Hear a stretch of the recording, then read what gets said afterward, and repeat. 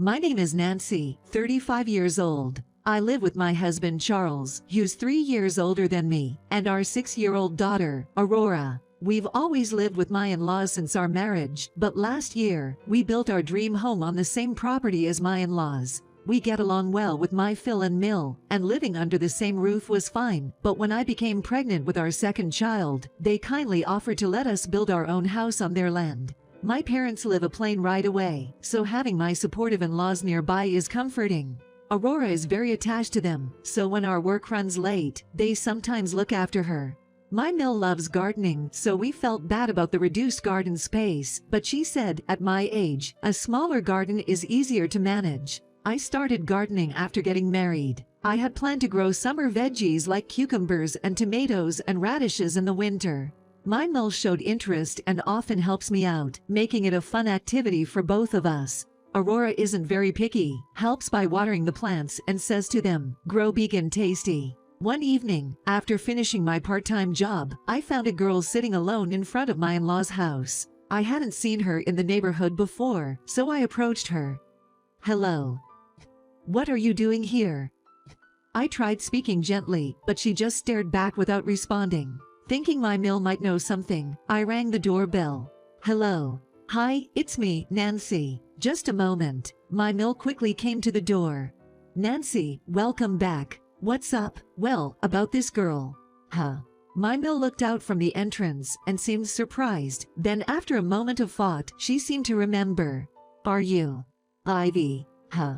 Then, the girl, still sitting, silently handed over what seemed to be a tightly gripped piece of paper. All that was written was, "Going on an overseas trip. Take care of her. We'll pick her up when we return." Could it be Amy? Actually, my husband has an older sister. Her name is Amy. She attended our wedding but hasn't been seen since. Apparently, she distanced herself from the family during her rebellious phase, only briefly showing up to announce her marriage and pregnancy. I don't know her very well, but since she is family, I once asked my husband about her. But he replied with an indescribable expression, "You don't need to get close to her." I didn't press further, but who would have thought she'd leave her daughter at the doorstep and go on a trip overseas? Moreover, there was no mention of when they'd return. "When will she come back?" My Mill asked the downcast Ivy, who just replied by shaking her head. My Mill looked troubled but decided to bring Ivy inside since it was getting cold. I told my Mill that I'd go home first, contact my husband, bring Aurora, and come back. She looked at me with a pleading gaze and nodded. When I got home, it was time to pick up Aurora from her school bus. "Mom, I'm back." "Welcome back. Once we get home, we're heading over to Grandpa's house." "Got it." After bringing Aurora home and getting her changed, I called my husband. "Hello, what's up? Do you know Ivy? She's your sister's daughter." "I know of her, but she was left alone in front of your parents' home." "What? Your mother is taking care of her now, but I'm taking Aurora with me to help out." "All right, I'll try to get home early." "Okay, thanks." After hanging up, my Mill called right away. "Hello, Nancy. Do you have any spare clothes or underwear for kids? I think I have some of Aurora's that she hasn't worn yet. Could you bring them over?" "I'm on my way." After Aurora finished changing, I asked, "Can we give some of your clothes to Ivy?" "Who's Ivy?" "She's your cousin, and she's at Grandpa's right now." "Cousin? Sure." Aurora, intrigued by this new cousin, eagerly urged me to go. When we arrived, my Phil greeted us. "We're thinking of giving her a bath. Your Mill is preparing it." He led us to the living room where Ivy was sitting quietly. There, Ivy sat on the floor, having taken off her coat. Seeing Ivy, I understood why my Mill had asked for Aurora's clothes. Ivy's outfit looked like it hadn't been washed in days. Her hair was messy, indicating she hadn't bathed in a while. "Ivy, want to take a bath?" My Mill, having prepared the bath, came into the living room. "Shall we go together, Ivy?" Thinking I'd be better suited to help, I spoke up, and Ivy nodded, following my Mill and me. In the bathroom, my Mill gestured, "You can put her clothes in the washer." Ivy began to undress, and I was shocked by her appearance. Her ribs were visible, and her limbs were thin. She was clearly malnourished. Moreover, there were several bruises on her back and thighs, not from falling. This was probably. Feeling heartbroken, I focused on giving Ivy a bath. First, I shampooed her hair, then used conditioner. It started turning from coarse to smooth.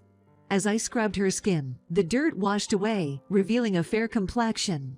"All right, you can get in the tub now." Ivy hesitantly stepped into the warm water. She might have never been in a bathtub before. After a while, I heard her say, "This feels nice." I had thought she couldn't speak, so I looked at her in surprise. Realizing she had spoken, Ivy covered her mouth with a frightened look. Had she been scolded for speaking before? I gently stroked her head and said, "Baths are nice, right? Take your time and relax." Seemingly reassured, Ivy stayed in the tub for a while. After the bath, as I dressed her and dried her hair, she looked startled by the hairdryer's wind. "It'll dry your hair quickly, just bear with it for a bit." After brushing her hair, she looked thin but adorable. Back in the living room, my Phil was sitting on the couch, and Mimel and Aurora were preparing dinner in the kitchen.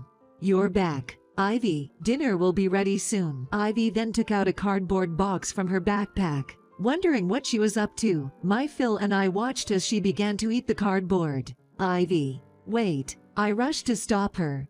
"What are you doing?" I had unintentionally raised my voice. She began to apologize. "I'm sorry. You said it was dinner time. I'll be good. Please don't hit me." "I'm sorry." Seeing her repeatedly apologize, I hugged her tightly. Understanding why she tried to eat cardboard and her fear of being scolded, I realized the meaning behind her bruises. Anger towards my sister-in-law and her husband welled up in me for leaving Ivy in this state. Then, Aurora said, "Ivy, let's eat together over there." "We all eat together." "Yes, let's eat together. I made sandwiches for you."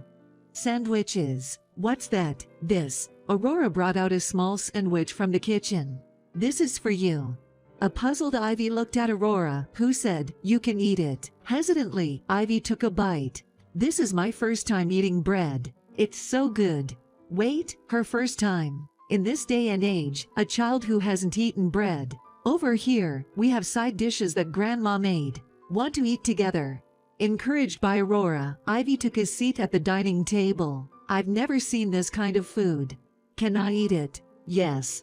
Grandma's cooking is delicious. I hope you like it." Everyone sat down and began to eat. I received a message from Charles. "I'm at the supermarket. Need anything? Maybe some dessert for Aurora and Ivy." "Got it. I'll bring it to the family home." At the table, Mimel was talking to Ivy. "You said it was your first time eating bread. What do you usually eat at home?" "Well, cardboard and some grass I find outside. But sometimes I get crackers or instant noodles." "Do your parents eat the same?" "I've never eaten with my parents, so I don't know." Ivy spoke as if this was completely normal. "Do you know how old you are, Ivy? Do you go to kindergarten or preschool?" "I'm 6, what about it?" I was taken aback by Ivy's age.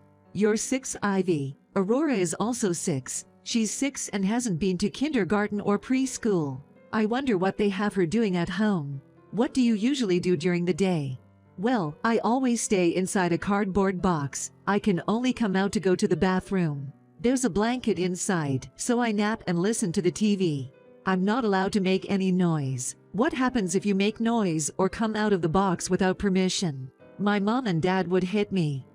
That explained the bruises I saw when she bathed. It became clear that Ivy had been unjustly abused by her mom and dad. But again, the cardboard box. It's like they're treating her like a cat. Keeping such a young child in a box without letting her interact with anyone else is a complete failure as parents, or even as human beings. There might be even worse things happening to her, but seeing her happily eating with Aurora, I didn't want to make her recall any more painful memories, so I stopped asking. My Phil was silently listening to our conversation. He listened quietly, looking both sad and angry. Then, my husband came home. "I'm back." Ivy stiffened at the sudden appearance of a man. "Welcome back, Daddy." "Ivy, this is my dad. It's okay, he's not scary." Aurora seemed to understand why Ivy was startled. "Hi Ivy, I'm Uncle Charles. Nice to meet you." "Hello." Ivy gave a hesitant smile and looked at Aurora. "It's okay." There was a bond forming between the two girls that we couldn't understand.